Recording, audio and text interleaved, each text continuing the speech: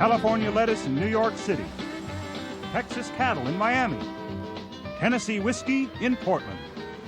Ever wonder how it gets there? Most likely, it's a whole lot of trailer trucking.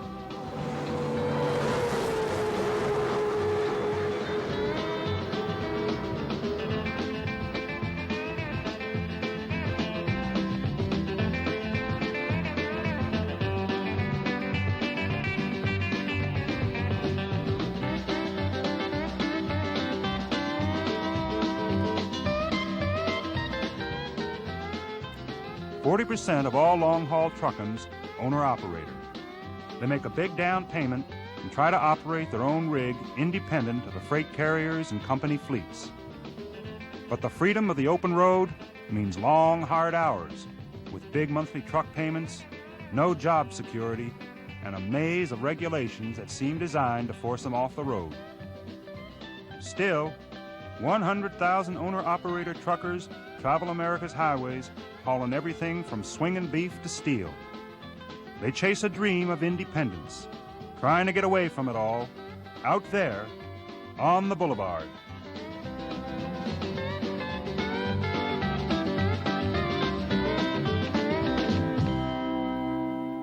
There's an awful lot of the guys that they think that, all they got to do is go out and buy a truck and they're going to make it. And that's not true. I mean, you got to be about a half businessman today to make it in this trucking business. And they only last a few months and they go under. All my friends and everybody else that taught me how to drive told me not to do it. But it's like everything else, you know. Everybody tells you not to get married, but everybody still does it. You're your own boss. You can, when you decide to have a cup of coffee, you can decide to have a cup of coffee, and you don't have to wait for the whistle to blow. So I guess that's the reason a lot of guys just like to be a owner-operator. It just gets into your blood and it's there to stay.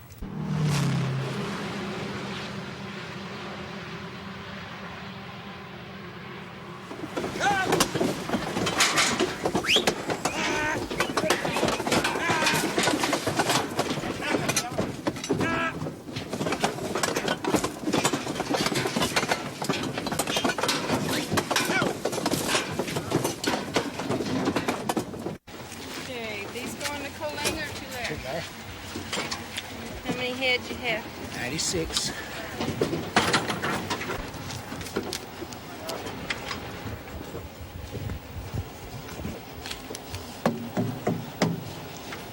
Y'all probably have another one here tonight. Oh, gosh. When we load, first load, before we ever leave, we look at them. We'll drive maybe an hour, check them again. Drive maybe another, we check them 3 or 4 times, we find out how they're going to ride. And within 200 miles, we can tell you about how they're going to ride. And if you're going to have trouble, you'll have it within that 200 mile. Now, he's been hauling longer than I have. Ever since about 16, 17? Oh, I started when I was about 18 and 19. 18? That was 18 And years. he'll tell you, I mean, as far as the money-wise, we're at popularity. Bull hauler is always here. I wish you would Just call a it. modern-day cowboy. I wish you would That's call it. modern-day cowboy is all it is I wish on you the wouldn't call asphalt. it bull hauling. Beef engineer. No, beef engineer, huh? You stay down to third grade education level like I've got and call it bull hauling. Let's get out of the classroom and get back in the truck.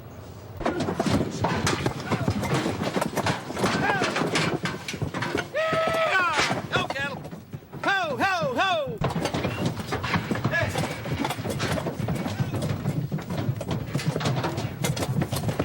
Ho! Lock 'em up! Lock 'em up! We out. Standing by.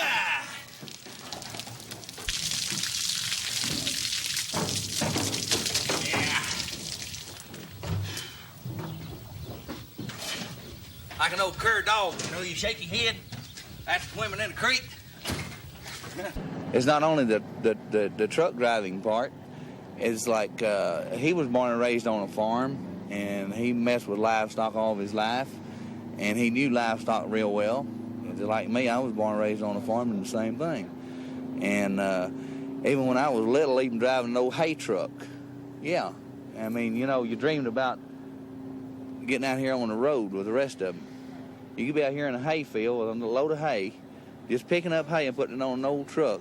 And you see when the diesel really started getting rolling, you can see them going down a highway, and you're sitting there daydreaming and run over everything in the field, but you still think, boy, I want to get out there on the big times, you know. I worked 9.5 months in a factory, and the rest of my time I've been driving a truck. I couldn't hack that standing on my feet all day doing one thing. You don't feel like you're doing one thing now? Oh, no. I mean, I'm doing one thing, but I'm not in one place every day.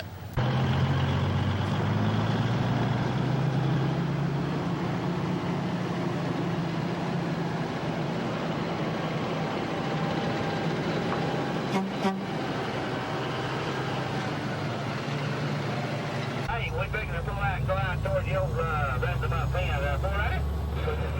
84 Rider. Oh, we definitely on our way for sure.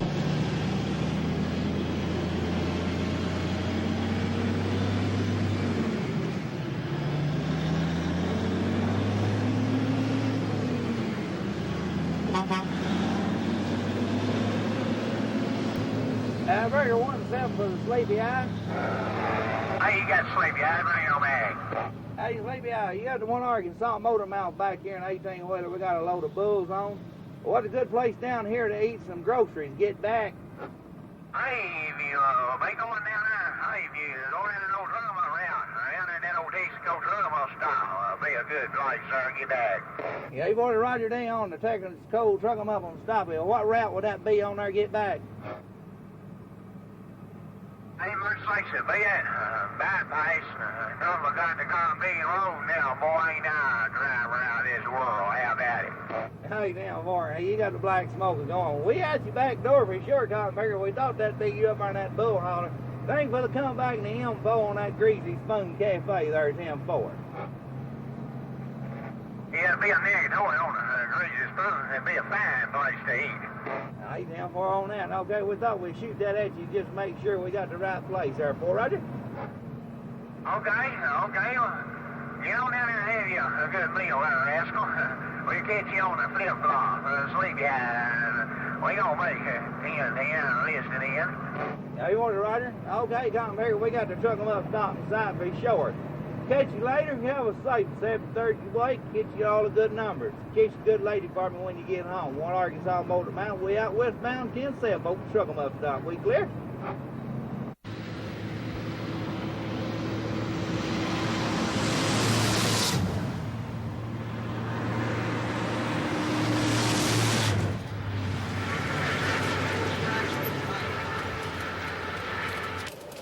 My first trip was in November of '69. I made one trip with him when he was in the moving business, just as a passenger. I went up into Pennsylvania with him. But the first trip, I think I went with you out west. You put me behind the wheel that first trip. He put me, it was about 60 miles this side of El Paso, and he got me in 12th gear and said, keep it between the two white lines. Well, the white lines didn't look very big.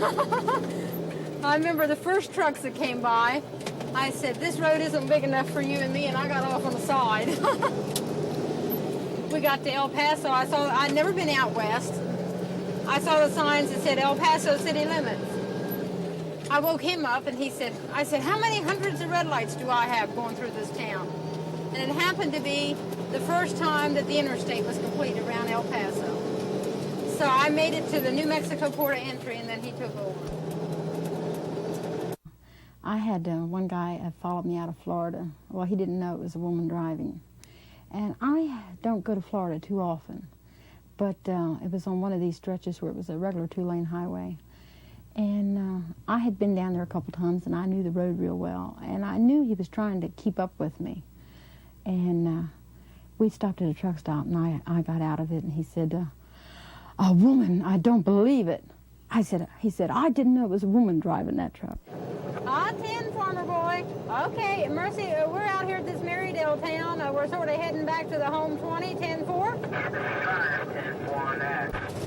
Okay, we didn't know if you had the radio on or not, but we thought we'd give you a shout. So we'll be home there in a few Threes, we'll catch you later. The KFB 5013 in that Diesel Motel. We're out. It took a lot of tears to learn how to drive that thing, to shift it and try to get it around the corners, that you didn't cut somebody off at the corners. It took a lot of tears on my end, I think, because many times I'd get disgusted with it and I'd get back in a sleeper and he'd take it the rest of the way. But there's very few places I don't drive now. I think there's only 2 states I've never been in, and that's the Dakotas. And I'll drive almost any place but New York City. Oh, just east of Lancaster. Okay, how you making out? Good. Yeah. When you want a Miami load, you got a Texas, and when you have the Texas on Miami, it comes up. Well, that's the way it goes. Uh-huh. Yeah, they're here. Mm-hmm. Yeah.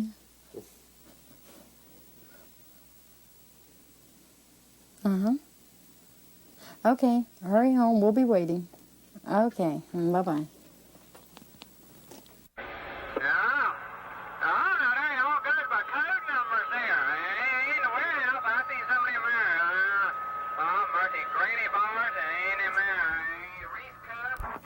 Ah, 10-4. Okay, we'll catch you there in a short, Mercy. Threes, the KFE 5013. The 478. We're clear. Hey, 4 Roger, the KFE to 5013. The ROT to 509, the ground shaker. Hold that number 1 Diesel Motel on the first day. We clear, standing by.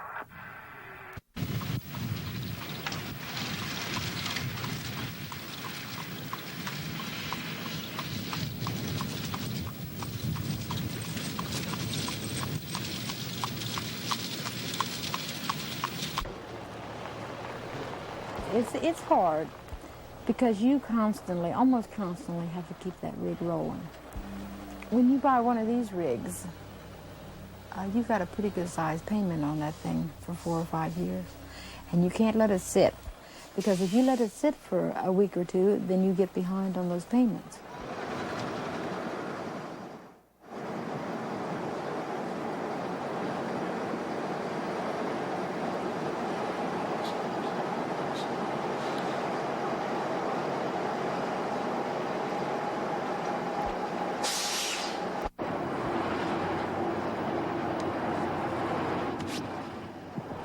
Owner-operators are always making payments.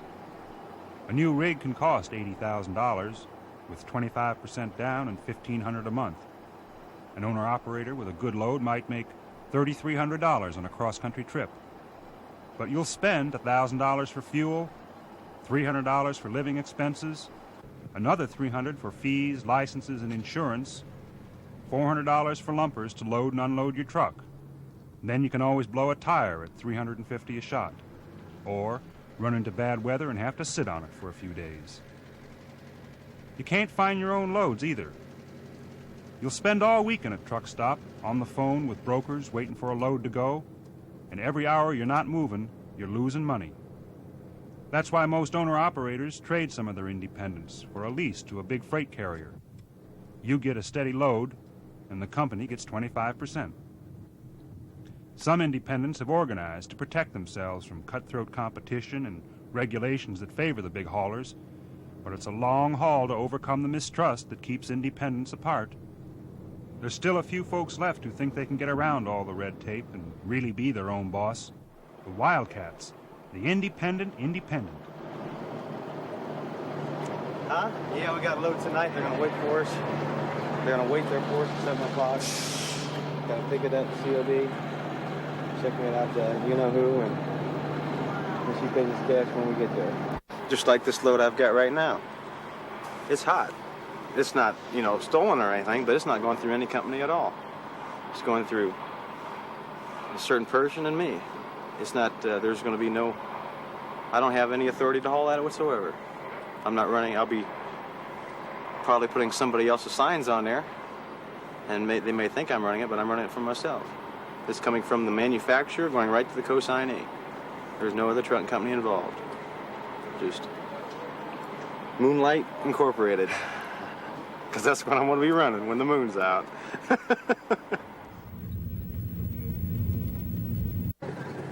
Yeah, know, the night hides a lot of things.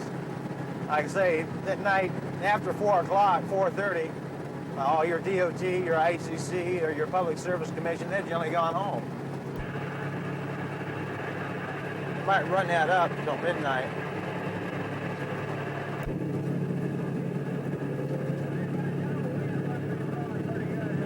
I can tell you scales and all over the country that Tennessee, especially, you pull in there and you're independent. There's no questions about it. You automatically go around back for an inspection. And if you're behind in your logs, it's going to cost you $40. If you're behind very bad, it's going to cost you $55. If you don't have a spare tire chained in, it's going to cost you $40. And I've heard even instances where if your truck's perfect, they'll crawl in your truck and find you $40 for an unsanitary bunk because your bunk wasn't made.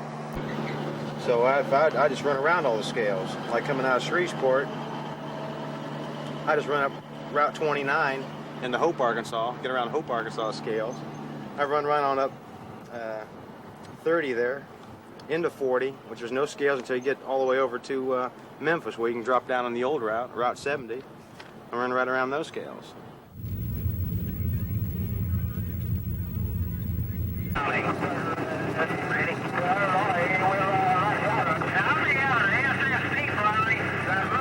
The DOT's in the darn scales. The 24-hour deal, I ain't never heard that in Arkansas. Here we go.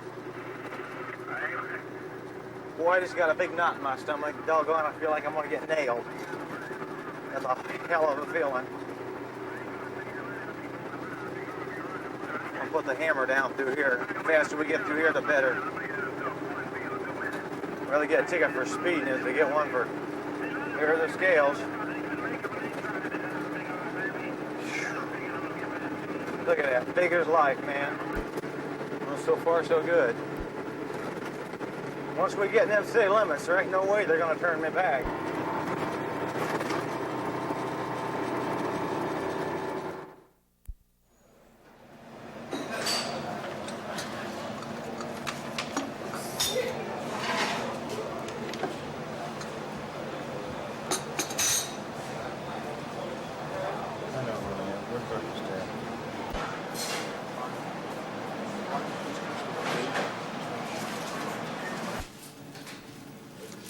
It's worth it. I'll do it again today. That's the same thing. That's exactly what I was thinking. Wow.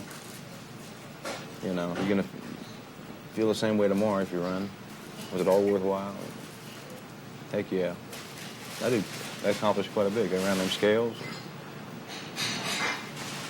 Didn't get caught. Feels good.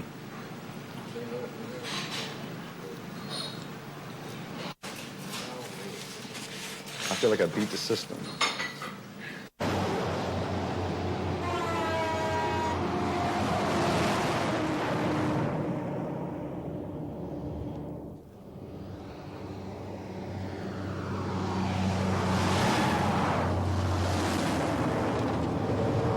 Well, I do. I want something better than just an everyday life.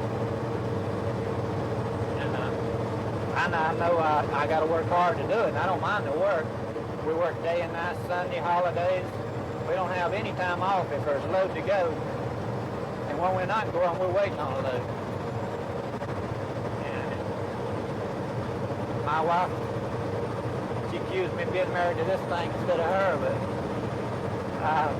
I had to understand it when I bought it, and I told her for the next 4 years, I guess I would be married to this thing. Didn't see nothing since we left Moriarty down. Had a report after we got through Santa Rosa. There was one working around there, and we definitely didn't lay an eyeball on him. Man, Lord, she be looking good back there to that old Amarillo down there, damn folks. Yes, sir. That's what we like to hear. We done it that way toward that big 80 town. High rate of noise, low rate of speed. The heartbreak kid, the one smiling Jack, and we're clear.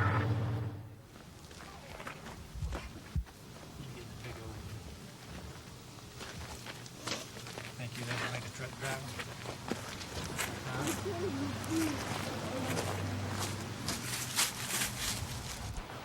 I got to hit it one time. That's good. Hear that sound? That means it's full. Okay, hit the other. good. It's got a solid scent.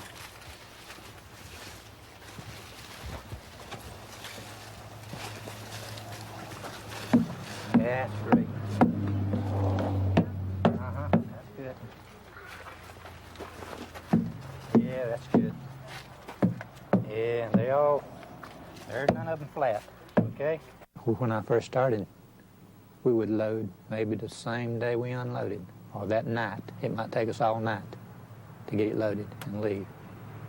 And then it got to be in the next day after we unloaded. And then when it come that big rain, it was 5 days before I loaded. This end, the furniture fell off. It was election year and change of plans on their furniture, all the different designs they make. And it got kind of slow on this end. I have sat here for 10 days. And, does anybody pay you while you're sitting? Oh, no. You just look at it and shake. But there's nothing you can do other than you call him and he say, well, maybe next hour somebody calls and load. You just have to sit there. So we sit here and there's no way you can actually do anything. I can't actually take on anything around the house because once I get a load in the truck, I know the truck has to go to be able to pay for it. No. No. No way, go. It's right here. Hey, there it goes. Oh, please. Well, I got to. Didn't want it. Go on.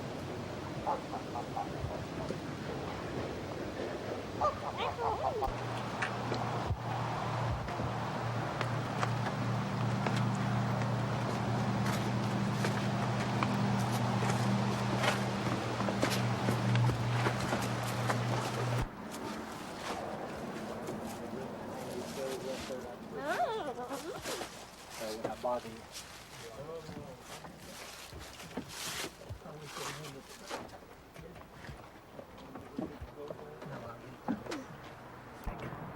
He's going to hurry out there and hurry back so he can see his boy, huh? Yeah. Okay, you stay with Mama. Mama gonna stay? I don't think so. Come on. Let's go. Daddy's got to go so he can get back home. Yeah, sooner I leave, sooner I get back. I'm gonna walk John.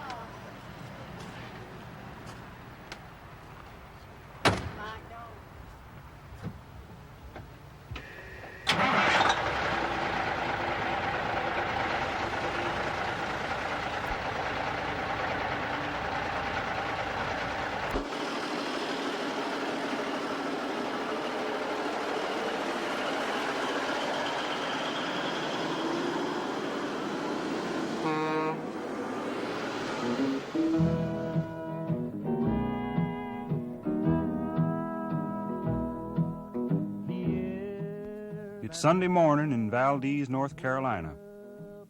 7 a.m. Tuesday, if all goes well, Bobby will be in Shakytown, Los Angeles, looking for a load back home. Train is whining low. I'm so lonesome I could cry.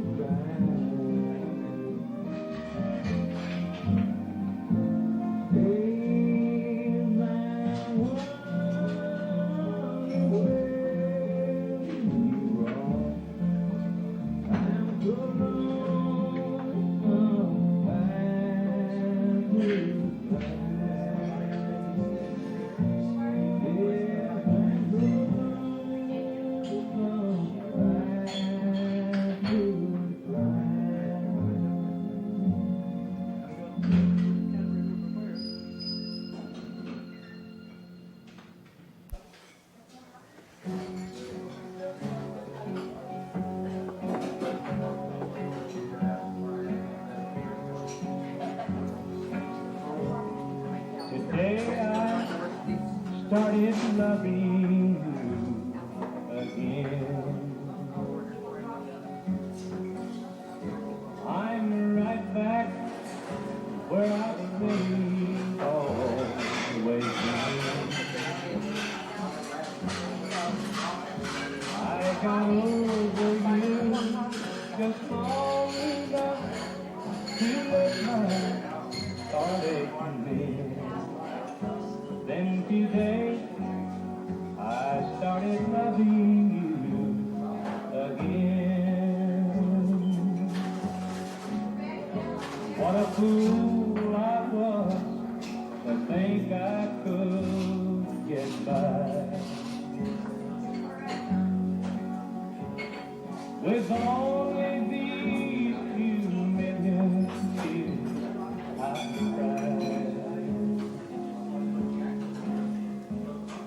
I should have known the worst was yet to come,